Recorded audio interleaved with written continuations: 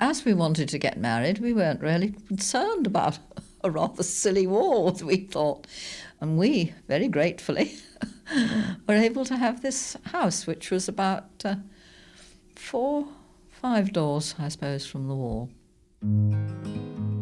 For 25 years, a pair of 8-foot-high walls, topped with revolving metal spikes, separated the residents of an Oxford council estate from their middle-class neighbours.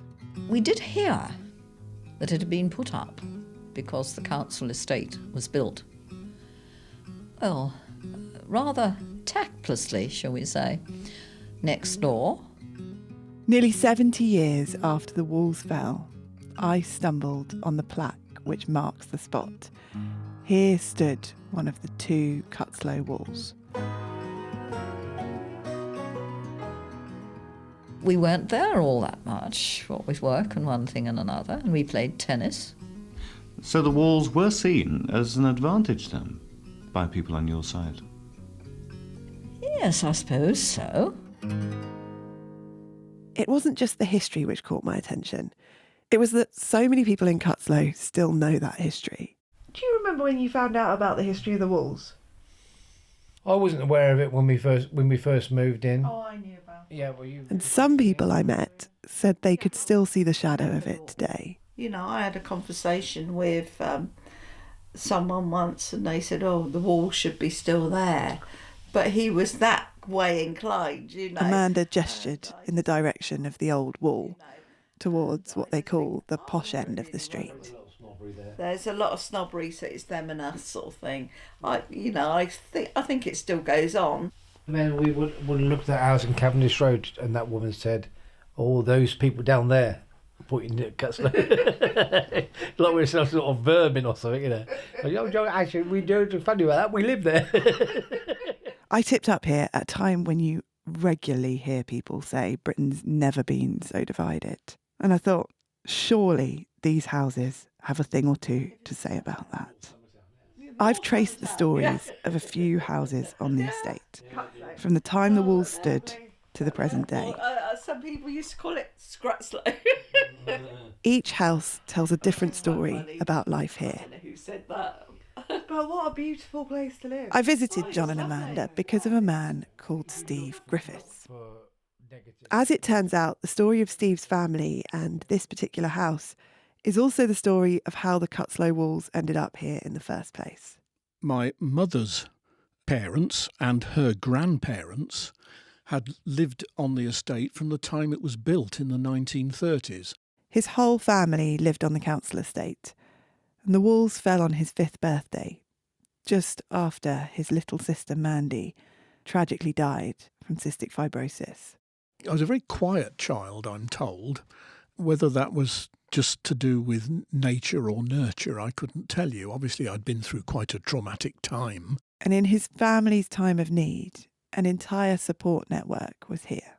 When I think back to what was my home at the time, my home was scattered all over the Cutteslowe housing estate.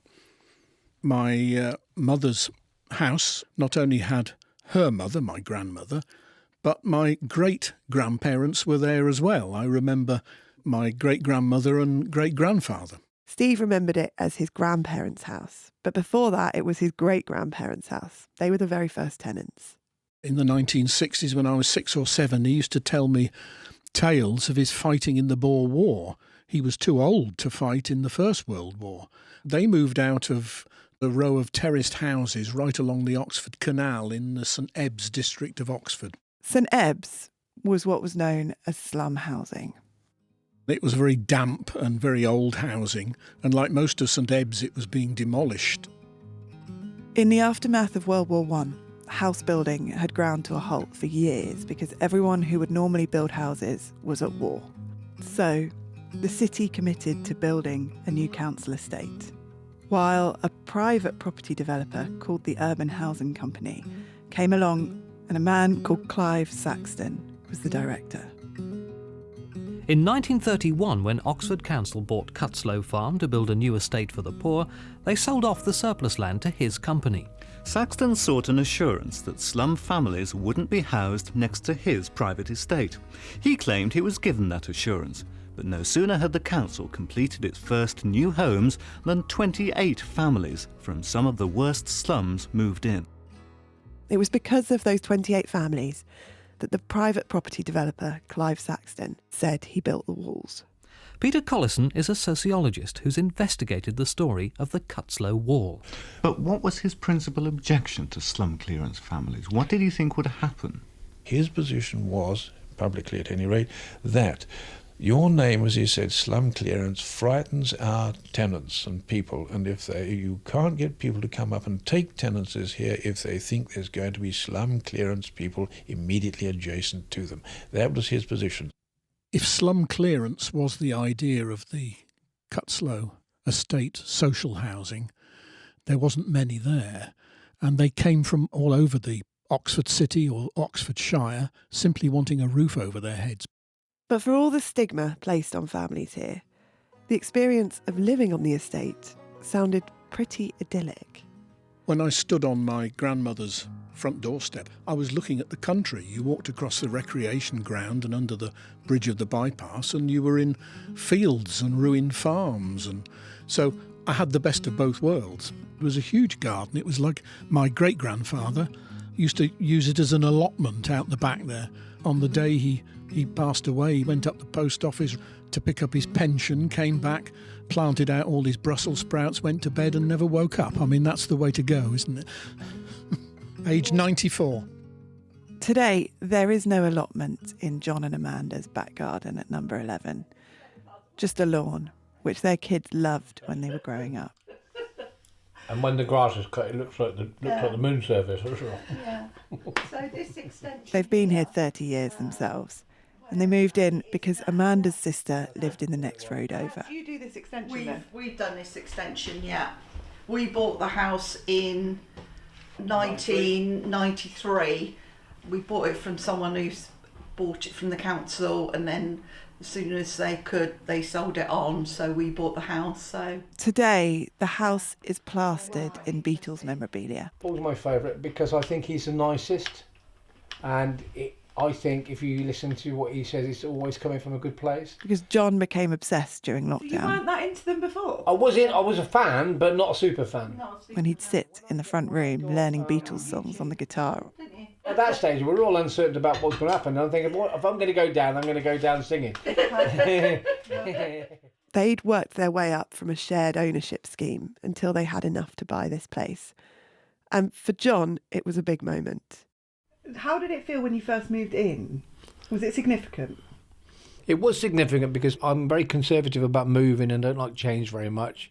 When I moved here, I didn't feel that at all. So that was kind of the first time when I felt like this was great and I was excited by it.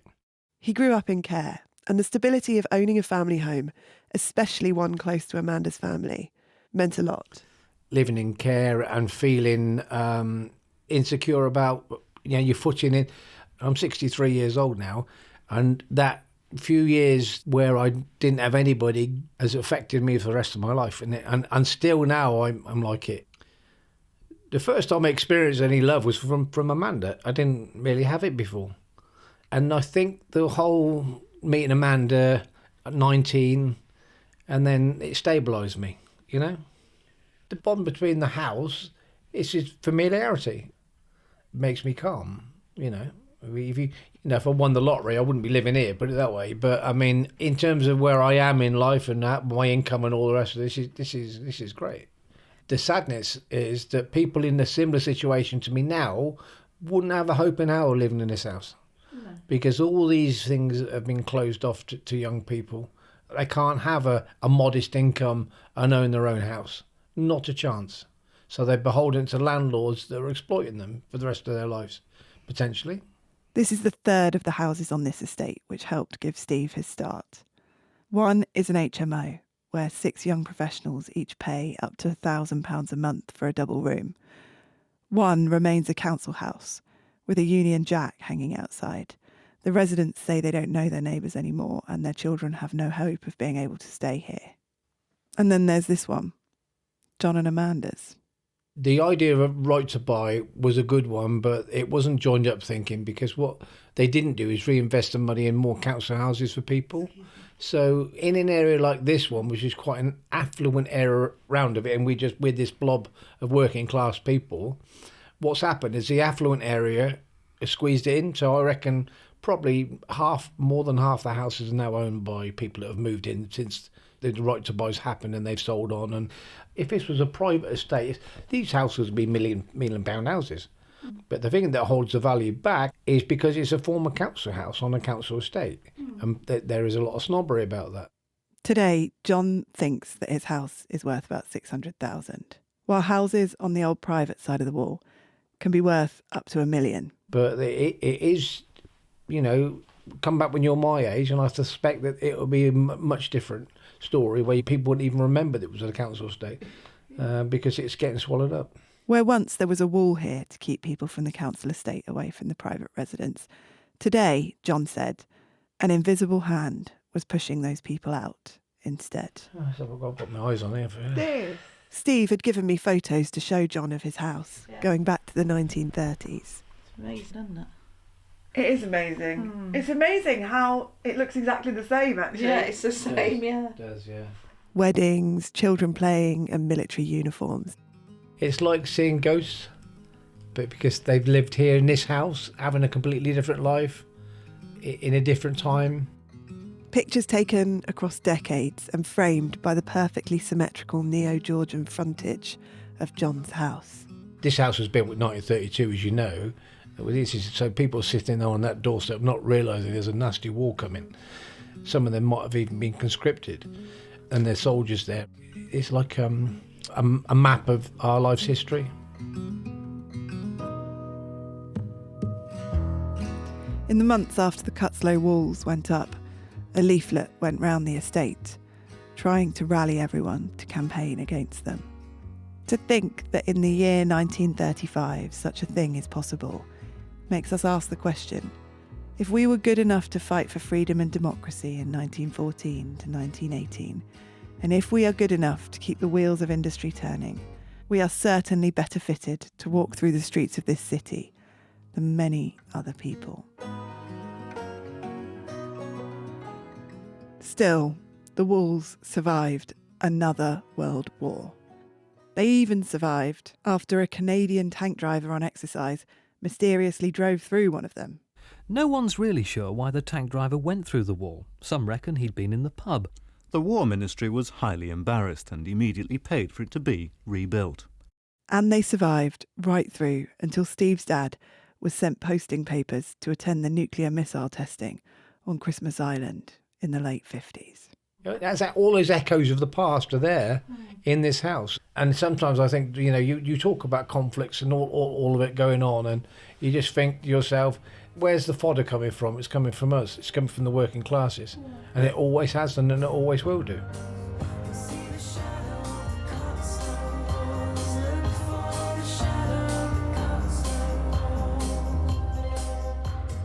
In the next episode, the Cutteslowe Council Estate kids finally get to discover what lies on the other side of the walls after they're demolished in 1959. The stairs went straight up, just like my grand's house, and there was a front room and a back room and a kitchen in exactly the same place. Because it's exactly the same.